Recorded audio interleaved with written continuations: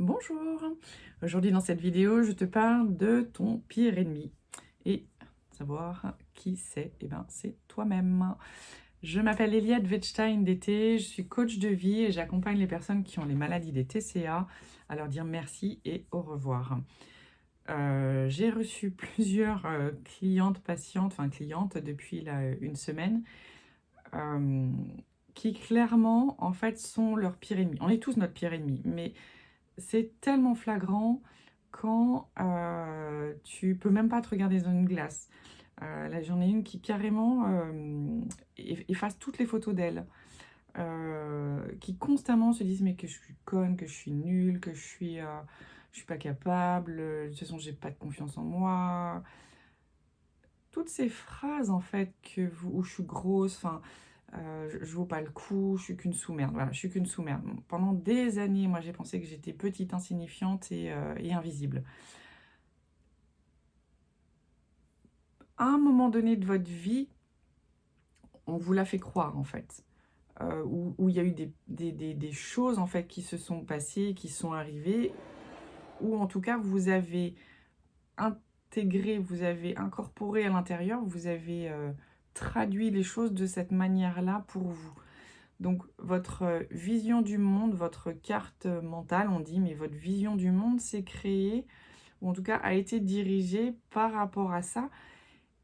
Et plus on met d'énergie dessus, plus ça grandit. Donc en fait, c'est comme si vous aviez grandi de travers, vous avez compris un jour, et souvent c'est vraiment dans l'enfance, hein, ça se joue souvent très, très tôt, mais après c'est renouvelé, en tout cas c'est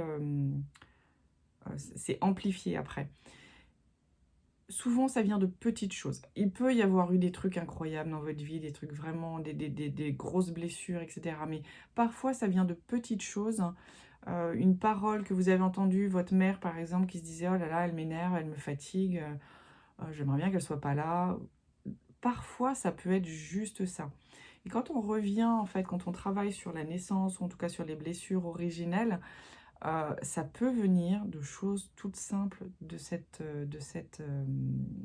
ordre. Sauf qu'après, du coup, votre vie a été... on attire, vous savez ce qu'on vibre. Donc quand on vibre, je suis triste, insignifiante et moins que rien et invisible, bah, vous attirez ça à vous, en fait. Ce qu'on vibre, c'est ce qu'on attire.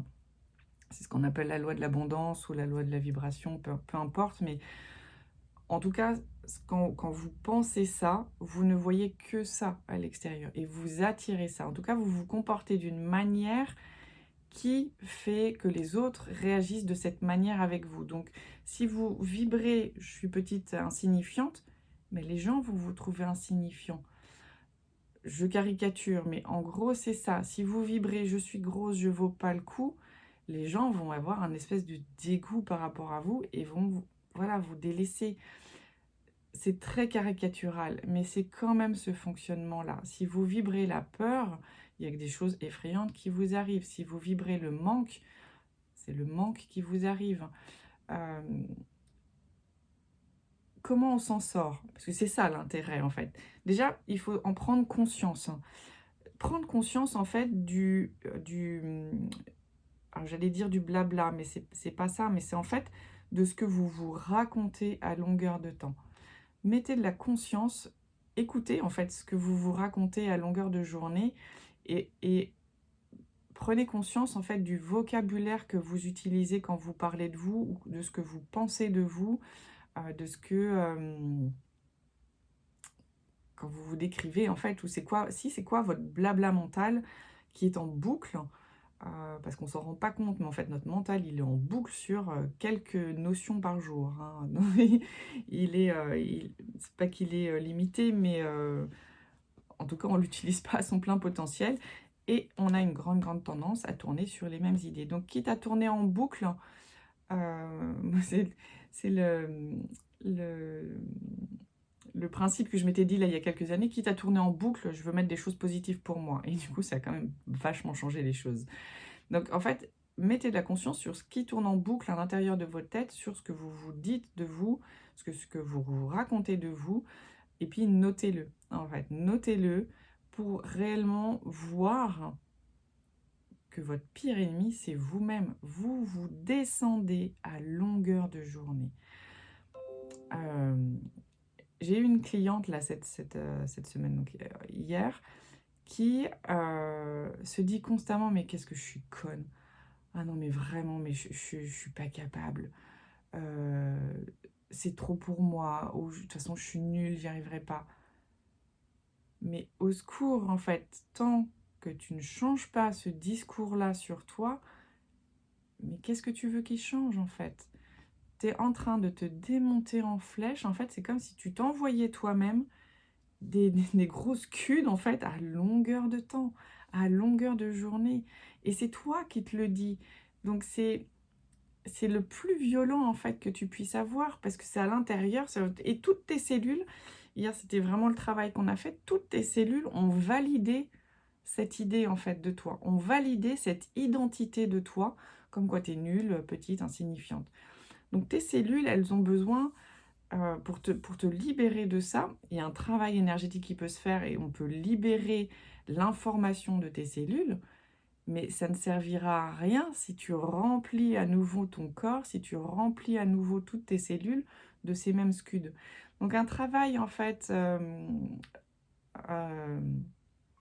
se fait à 2. C'est-à-dire que moi, je peux agir à un certain niveau, mais vous devez faire l'autre moitié ou l'autre partie qui est même bien plus grosse. Moi, je fais juste ma partie à moi, de vous nettoyer, vous faire prendre conscience, mais après, le gros du travail, c'est vous qui le faites en ayant la vigilance, de vous remplir avec quelque chose de positif. Et ça, c'est réellement une vigilance. En fait, quand on a mis la conscience dessus, ça se fait assez bien. Après, il faut avoir la constance, en fait, et la, ouais, la constance, la régularité de faire un autre choix. C'est-à-dire que quand on s'en rend compte, et ça vient assez rapidement, on s'en rend compte, et au moment où vous vous en rendez compte, c'est là où il y a votre travail, en fait. C'est quel choix vous faites. Vous faites le choix de continuer à vous dénigrer, ou vous faites le choix de miser sur vous, en fait, de vous nourrir comme vous auriez dû l'être depuis le départ. Ce choix-là, à cet endroit-là, il est pas anodin, en fait, parce que c'est à cet endroit-là où vous choisissez. Je me répète, mais je vais le redire plusieurs fois, parce que je l'ai vu chez moi et je le vois chez mes clientes, ce moment du choix, il est capital. C'est-à-dire qu'il y a des fois, vous allez flancher, et c'est OK, c'est-à-dire que le moment où vous flanchez, où vous continuez à vous dénigrer, si bon, bah, aujourd'hui, j'ai pas réussi. Parce que votre autoroute mentale, c'est-à-dire ce que vous faites depuis des années, va dans cette direction où vous flanchez. Donc, il y a quelques fois où vous n'allez pas y arriver. Mais s'il vous plaît, à ce moment-là, dites: «OK, aujourd'hui, j'ai pas réussi. Demain, j'y arriverai». Et il y a des fois où vous allez y arriver. Et plus vous allez y arriver, plus ça va redevenir cette autoroute mentale, c'est-à-dire ce chemin qui sera le plus facile pour vous nourrir, pour vous soutenir, pour être avec vous, pour vous donner du courage, pour vous coacher vous-même. Ce moment du choix, il est décisif. Et il n'y a que vous qui pouvez le faire, et il n'y a que vous qui pouvez, en toute conscience, dire: «OK, je me choisis». Même si je ne sais pas encore comment faire. Il y a des mots qui sont beaucoup plus doux, en fait, qu'on peut mettre quand on ne sait pas faire. C'est: «Ben, aujourd'hui, je ne sais pas faire, mais j'apprends. Demain, je saurai faire». Il y a vraiment un discours qui est très, très fort à l'intérieur de vous, qu'il est toujours, hein, à l'intérieur de moi, et je vois les moments où je flanche et les moments où j'y arrive. Il y a des sujets sur lesquels je flanche, des sujets sur lesquels je ne le flancherai plus jamais, et c'est pour ça que je vous le transmets, parce que c'est de plus en plus clair, en fait, chez moi, et à tous les niveaux du corps, et je le vois maintenant de façon tellement flagrante chez mes clientes. Je veux vraiment, là, pour le coup, vous insuffler, en fait, cette capacité à le voir, ce niveau de conscience pour voir ce moment où vous vous abandonnez, ou ce moment où vous pouvez décider de vous soutenir. Il y a plein de travail, en fait, énergétique qu'on peut faire pour vous faciliter la vie, mais il reste quand même le choix à cet instant-là.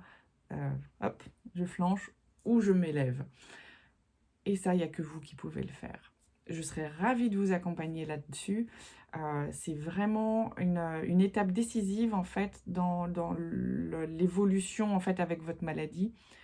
Ce moment où vous vous abandonnez ou ce moment où vous vous élevez, ou ce moment où vous vous soutenez. Et il se passe réellement quelque chose à l'intérieur du corps, à l'intérieur de la tête, enfin vraiment dans toute votre enveloppe, hein.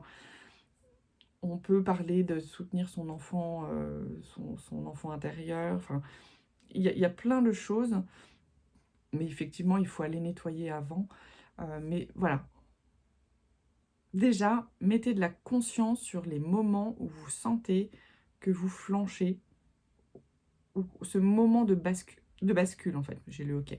Ce moment de bascule entre quand vous vous abandonnez et que vous auriez pu faire autrement, mais vous ne savez pas comment faire. Et moi, je vais vous aider à le faire. Tu prends rendez-vous sur le lien Calendly et on verra si ça match entre nous et si tu es la personne avec qui j'ai envie de travailler et si je suis la personne avec qui tu as envie de travailler, si tu as confiance en moi, pour t'accompagner à faire ce travail, de dire merci et au revoir à la boulimie, hyperphagie ou anorexie. Belle journée, à bientôt.